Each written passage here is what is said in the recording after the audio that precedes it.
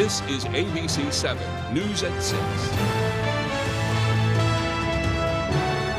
Domestic violence survivors and resource advocates were at the State House today testifying in support of a new bill. Good evening and thank you for joining us. I'm Devin Dagnall. And I'm Beth Jones. The proposed legislation would increase funding for domestic violence services. Our Augusta reporter Corey Bouchard has the story. Some may argue that funding for domestic violence programs is a drain on our resources. I argue that it is an investment in our communities. On Wednesday, the Health and Human Services Committee heard public testimony on a bill that would seek to enhance funding for domestic violence services across the state with an additional $4 million. Survivors say they wouldn't have escaped their abuser if resources weren't available. Every time a survivor is empowered to leave, the cycle of abuse has a chance of being broken.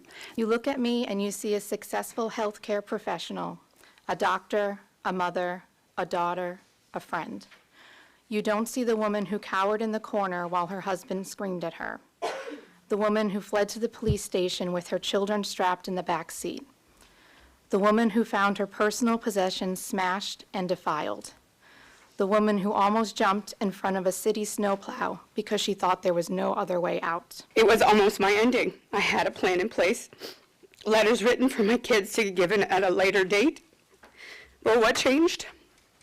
Having safe voices changed me. Resource advocates say despite an increased need for their services, state funding has been stagnant for almost a decade, and they've already seen federal funding cuts from the Trump administration. Our funding relies heavily on federal, state, and local fundraising efforts, which allow us to uphold even the basic standard of care for victims. Domestic violence services are all we have when we are on the run. And with federal funding slashed, Mainers once again must rely on each other to get the job done. Nobody at the hearing testified opposing the bill. The bill will now face a committee work session before being voted on by the full legislature. At the State House, I'm Corey Bouchard for ABC 7 and Fox 22 News. Behavioral health professionals from across Maine were at the State House today to advocate for additional funding needed for behavioral health services. Providers and advocates say the funding is needed to help with staffing issues and lack of services for children's behavioral health care. Maine people struggling with mental health issues are currently facing an 8-month wait list for outpatient treatment, with 65% waiting 10 months or more. And our young people being sent out of state for care, all the while agencies that provide these services are being faced to eliminate programming due to workforce shortages. Well, amidst the federal cuts that have been dealt by the Trump administration, including the Department of Government Efficiency, or DOGE, a group of Mainers who've felt those effects firsthand met in Brewer today to discuss impact and to urge Maine's congressional delegation to take action. Our Doug Banks has those details. In Brewer on Wednesday, a press conference and a roundtable discussion was held by those who wish to speak out against the recent federal cuts and layoffs and its potential long-term impacts. Streamlining regulations, finding efficiencies, those are healthy things to be happening, but not the way they are happening. A letter from various Maine organizations was also sent to Maine's congressional delegation on Wednesday, expressing concerns over the federal government's recent actions. Speakers on Wednesday included the Bar Harbor Chamber of Commerce's executive director. We're seeing inroads with the seasonal staff hiring freeze coming undone, which is great for Acadia National Park to be able to hire some of the seasonal staff. But unfortunately, the year-round hiring freeze is still on hold. Former federal employees from various fields spoke out on Wednesday. Scott Gagnon, a former employee at Health and Human Services, says the progress made addressing the opioid crisis and crisis response services are in jeopardy following staff cuts. These unconscionable cuts and policy changes literally is putting lives on the line. There's no plan for us to do a transition or no plans for, hey, these are your resources. There was no precedent for me to be fired, and I just truly had faith in our government that they weren't going to do this to me and do this to all of my colleagues. If one silver lining were to come from Wednesday's presser, it came by the way of a phone call Alan White received during the event, telling him that his termination papers were being rescinded and that he'll be getting his job back. I mean, it was great, not to take away, against everything that's been happening, but it's not going to stop, me being an advocate for stuff like this and, other people being affected. In Brewer, Doug Banks, ABC 7 and Fox 22 News.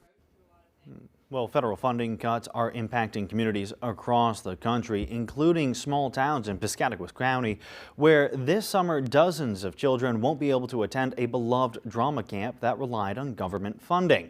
Our Alex Schley has more. Just on our own books, it would have cost us over $40,000. This summer, dozens of Piscataquis County kids won't be able to go to summer camp because of federal funding cuts. There's no stipend anymore, so we'd be trying to recruit people to work 400 hours this summer for only an $1,800 education award. Since launching in 1999, the Children's Summer Drama Camp has set out to make camp accessible to all. Anyone can register for the camp. We ask for registration fees between $50 and $500, depending on the parent's ability to pay. But if they can't pay anything, that's fine too. Myers says the AmeriCorps Summer Vista program helped make up the difference. Last year, for instance, we had 9 Summer Vistas working at the theater. Each of them received $900 biweekly, plus an $1,800 education award at the end of their term. Last summer, the program held 6 two-week camps in 5 different communities. Over the course of the 2 weeks, campers produce, rehearse, and perform a play. The camp offers a wide variety of opportunities for the kids, including singing and dancing here at Center Stage, to helping design sets and costumes behind the scenes. 6th grader Amelia Robbins has attended the camp for the past 3 years. Her first play, she was really cute. I think she was like 9, and she had these little sunglasses on, and she said a handful of lines, but she was trying not to cry, and no one could see them under her little big sunglasses. But she broke out of her little shell because she's kind of shy. This summer, however, Myers says without the support of the Vista program, half as many kids as last year will have these experiences. For more information or to donate, go to our website, foxbangor.com. In Dover, Foxcroft, I'm Alex Schley for ABC 7 and Fox 22 News. Well, commercial fishermen, seafood processors, and distributors seeking to convert to new lower carbon emission systems say they are finding federal funding they were counting on for the work is frozen or unavailable in the wake of sweeping budget cuts touted by President Trump. The systems are designed to replace old diesel-burning engines and outdated at-sea cooling systems. Environmentalists say the changes are a way to reduce fishing's carbon footprint. Salmon fishermen in Washington, scallop processors in Maine, and halibut fishermen in Alaska are among those who told the Associated Press their federal commitments for projects like new boat engines and refrigeration systems have been rescinded or are under review. Togue Braun, a Maine seafood distributor, said, quote, "This is not a business-friendly environment," end quote. She says she is out tens of thousands of dollars. Decarbonization of the fishing fleet has been a target of environmental activists in recent years. One study published in the Marine Policy Journal states that more than 200 million tons of carbon dioxide were released via fishing in 2016. Federal funding for the Pleasant Point Passamaquoddy Reservation has been restored. Senator Susan Collins made the announcement today following a meeting with Chief Post Bassett and further consultation with the administration. The Passamaquoddy Reservation at Pleasant Point was previously awarded $4 million through the Department of the Interior Bureau of Indian Affairs Tribal Community Resilience Program for their wastewater treatment facility. Senator Collins said, quote, "This critical grant funding was awarded by the DOI to support the rehabilitation of the tribe's wastewater treatment system that is at imminent risk of flooding. I am pleased that after our discussions with the Department of the Interior, this funding has been restored, but the tribe should not have faced this disruption," end quote. Meanwhile, following an investigation by the U.S. Department of Agriculture, the agency has officially announced they have found the University of Maine to be in compliance with Title IX. That investigation was initiated on February 26. The USDA says UMaine has, quote, "clearly communicated its compliance with Title IX's requirement to protect equal opportunities for women and girls to compete in safe and fair sports, as articulated in President Trump's executive order."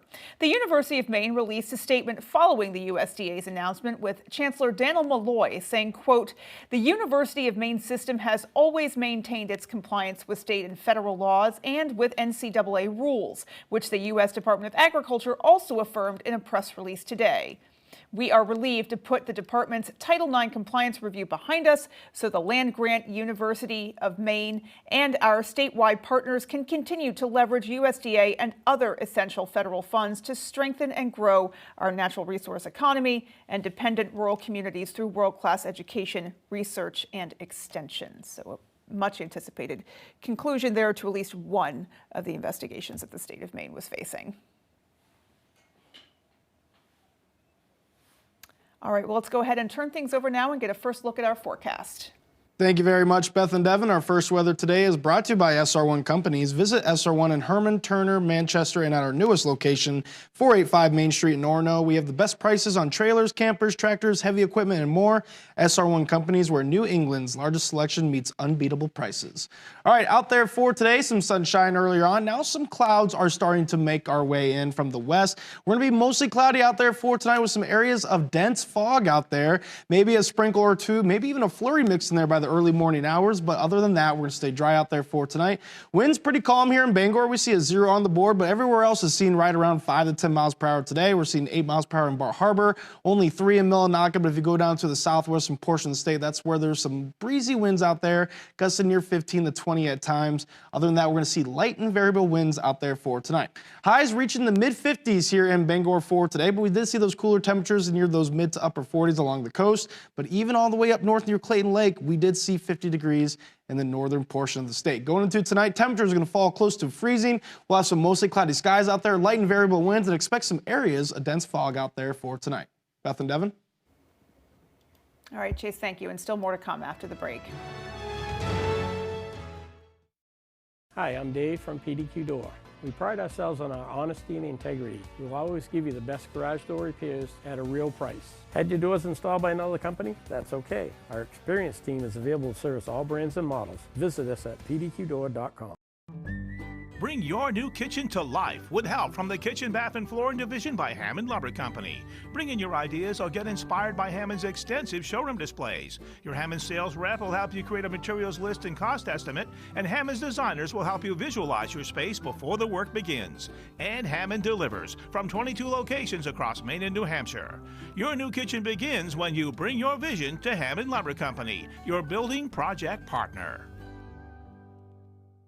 All across our state, American-made clean energy has created over 2,400 good-paying jobs while lowering energy costs for Mainers.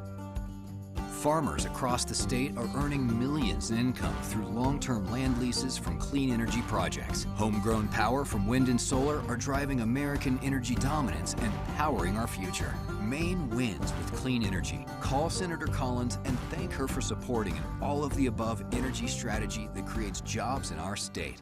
When Rowell's Garage in Dover Foxcroft wants to know the local forecast, they log on to foxbangor.com. Rowell's Garage has been serving customers in the greater Dover Foxcroft region since 1946. Our goal is not just selling you a vehicle, but also giving you quality service to maintain your vehicle at peak performance. Imagine yourself in a new Toyota.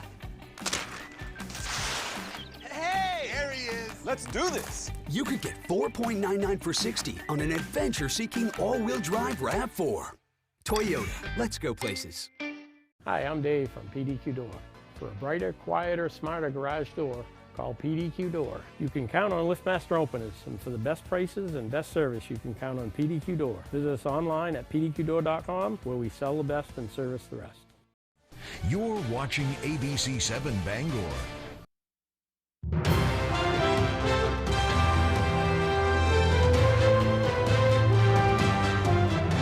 Welcome back. Maine Maritime Academy has selected a new president. The Board of Trustees of MMA announced today Craig Johnson of Castine will be the 16th president of the Academy. Johnson graduated MMA in 1991. He served as the Academy's chief operating officer since August of 2022 and the interim president since 2024. In a statement released by the Academy, Johnson says, quote, "On a personal note, as an alum whose life trajectory was altered by attending the Academy, I am deeply moved by the young men and women who chose a career in maritime world. Together with the deeply passionate faculty and staff and alumni, it is a point of pride that we are creating an environment that will lead them to future personal and professional success," end quote. A Bucksport man is receiving national recognition for his contributions to the electric vehicle industry. Last week, the Electric Vehicle Association selected Stephen St. Peter Jr. as their EV champion of 2024. According to the association's president, Elaine Borseth, the award is a recognition of St. Peter's dedication and support of the EV industry. I love promoting it. It makes me feel good inside knowing that I'm helping the next generation realize that I'm fighting for their future and stuff like that. So that right there it's the best feeling in the world. Right. So do you have a license? No, I can't drive with my cerebral palsy. Yeah. I So didn't know if you could or not. no, I wish, but I've been in 400 electric vehicles. Nice. So I've been in the electric Winnebago. I've been in Rivians. I've been into.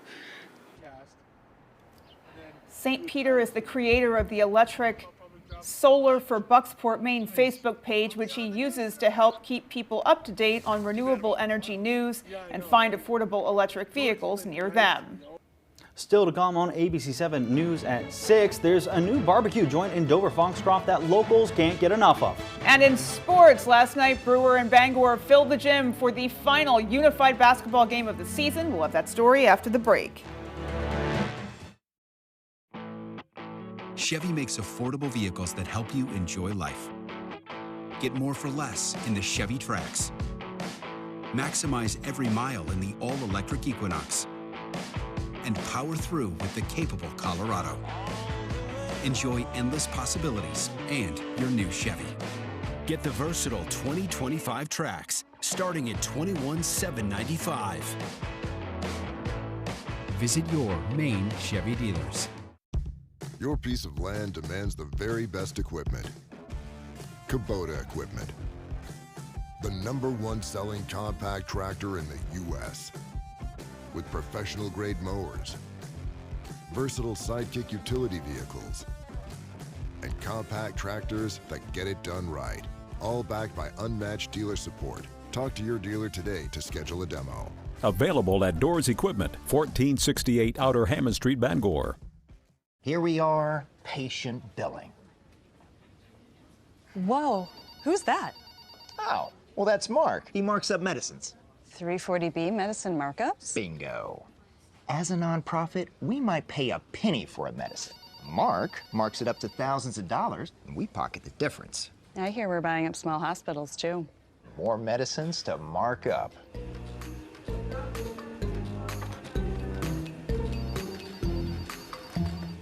When it comes to your home, go to the source. Go to R&B's Home Source in Madison. R&B's Home Source has home comfort, convenience, and savings all wrapped up in one location. From the living room to the dining room to the bedroom, we have some of the best values in furniture and bedding. For the kitchen, R&B's Home Source has top-notch appliances from fridges to ranges, even washers and dryers. And sit back and relax with quality electronics. We service everything we sell too. For your home, go to the source. R&B's Home Source, Lakewood Road, Madison. Hey, Maine, think you're wicked smart? Well, put your knowledge to the test with me, Ken Jennings, on Jeopardy! Weeknights at 7:30 on ABC7.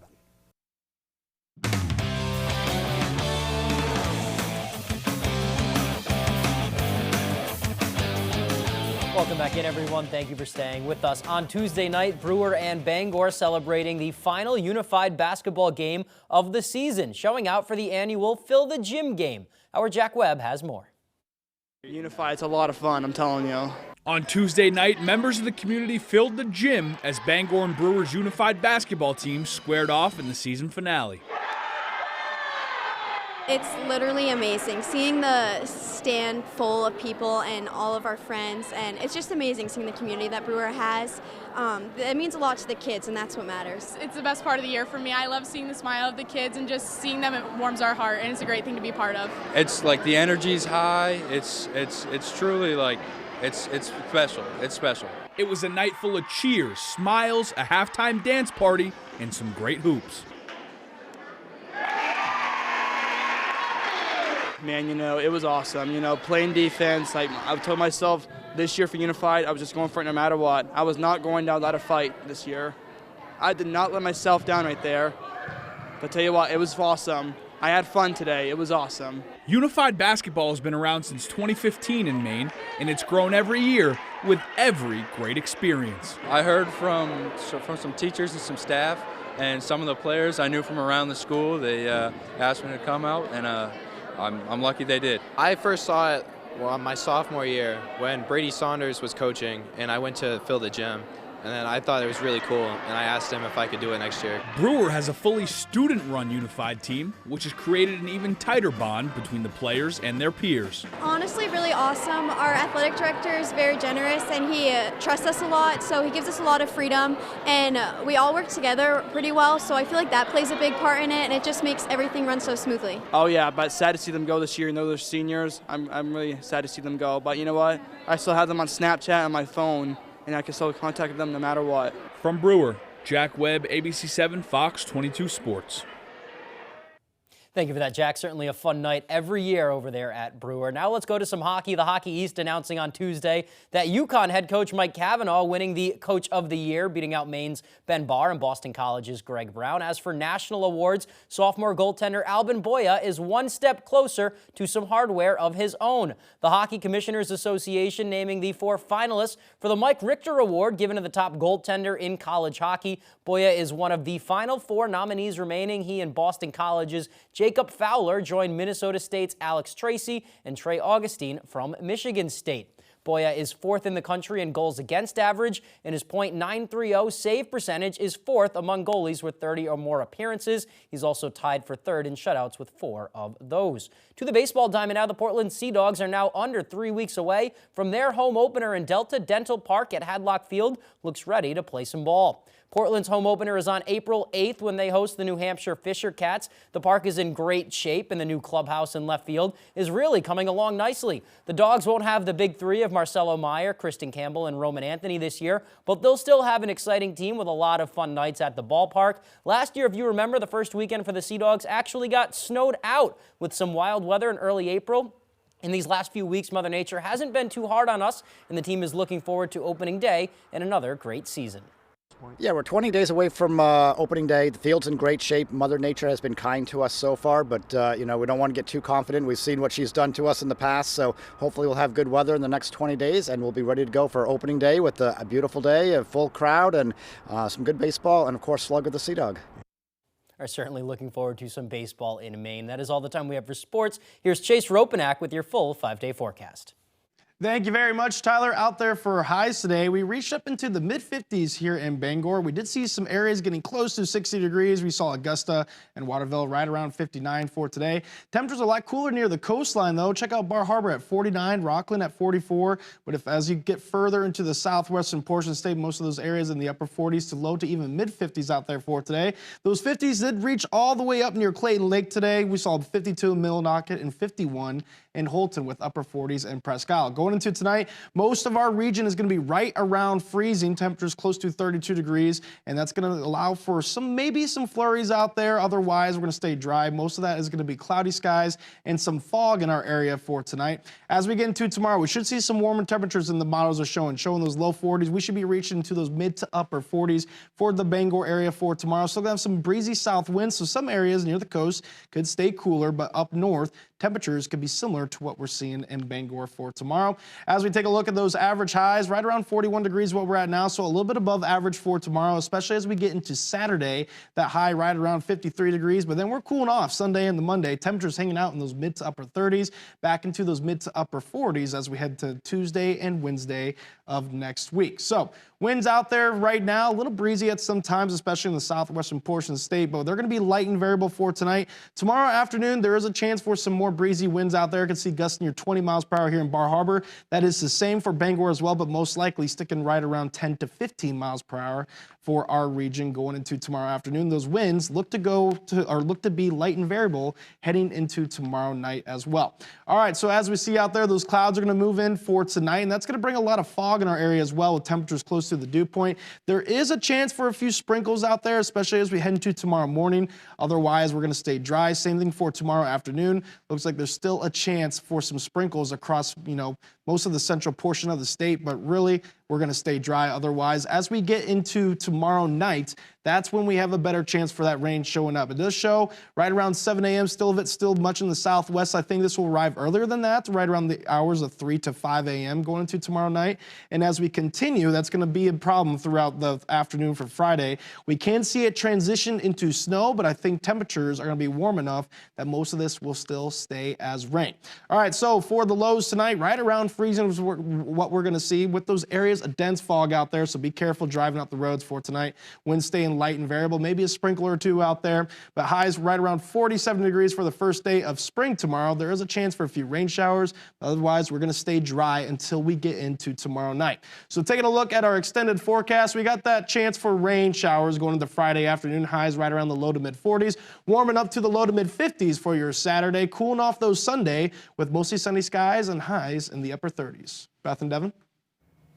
Thank you, Chase. There's still more to come. Stay with us. The Maine Science Festival has been showcasing the incredible science happening in Maine for 10 years. From the depths of the oceans to the vastness of space, the Maine Science Festival is the best place for people of all ages to learn about how Maine scientists are leading the way. With 5 days of forums, workshops, and hands-on fun, there's truly something for everyone. And thanks to our sponsors, admission is free. The Maine Science Festival. Learn more at mainsciencefestival.org.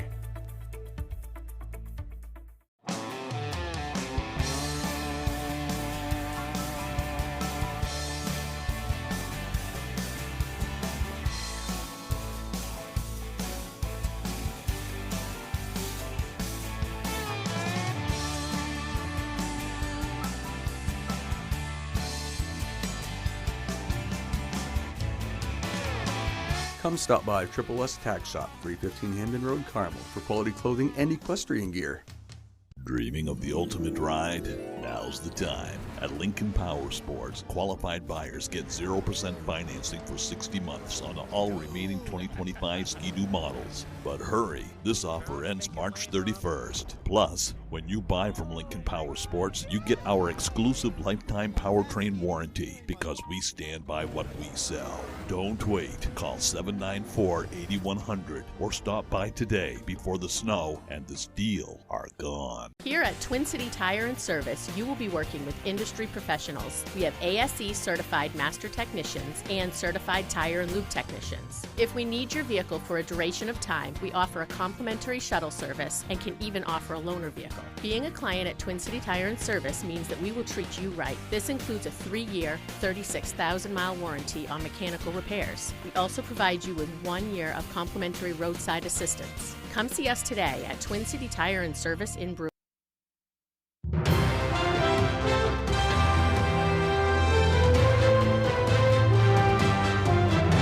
A Piscataqua County man has turned his love of barbecue into a career. Owner and pitmaster Nate Emerson opened Belly of the Beast Barbecue in Dover Foxcroft last weekend, and it looks like it's off to a great start on both Saturday and Sunday. The family-owned business sold out of meat in less than 2 hours. Eat with your eyes first. And when you see a brisket hit the board, fresh out of the wrap, glistening and all barked up, I mean, you've already decided you're gonna like it, you know? So I think between that and just keeping things simple and meat, sweet, salt, and heat, you know, that's all it takes.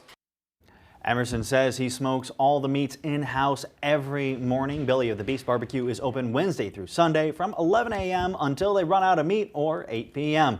For more information, visit foxbangor.com. I know, it sounds like folks are going to have to order well before 8 o'clock if they want theirs. Yeah, definitely want to make sure you get in there. Oh my gosh. It looks really good. I love a good barbecue place. Oh, same. Yeah, that looks absolutely delicious. Yeah. Alrighty, folks, that is going to do it for us. From everyone here at ABC 7 News, take care and have a great night. And for more of your local news, you can join us over on Fox 22 News Tonight at 6:30.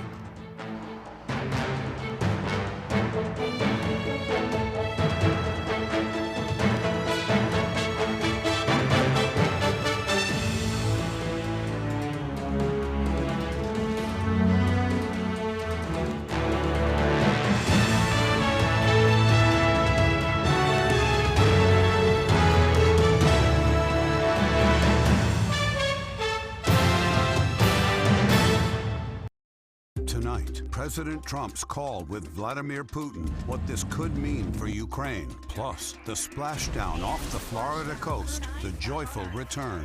Are under an obligation. They're under an obligation that if somebody cries, hit me, and if that person, like you, was laying on the couch, dead drunk, so you didn't even know it was a cop there until he had to shake you 3 times, right? Then what happens is the cop is going to take you into custody. Do you understand? You have to get your property back, but I'm not certain that you're going to get it back. So you have to replace it. Judgment for the plaintiff in the amount of $800. You get drunk, you spend 4 days in jail. On your counterclaim, that's dismissed. We're done. Parties are excused. You may step out. Judge Judy continues in a moment. And on the next Judge Judy. My opinion's the only one that counts.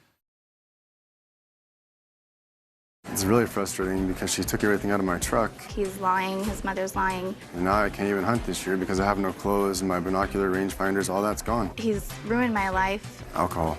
Every single time he promised he would stop. Not a good thing, it just causes problems. But it continued over again, and that's when it was my last straw, and I had to protect myself. Don't drink. But I'm glad it's over. He can leave me alone. And stay out of relationships for a while. I want him out of my life and never to call me again or contact me ever.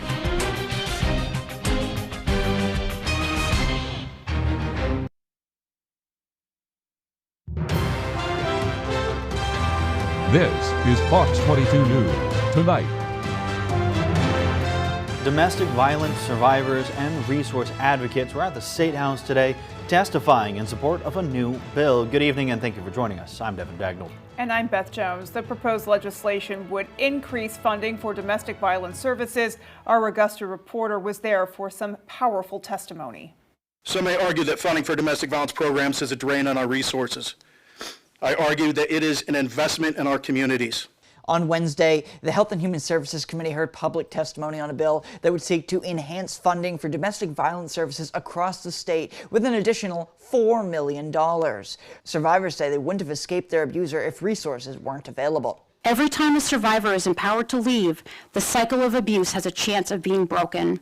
You look at me and you see a successful healthcare professional, a doctor, a mother, a daughter, a friend.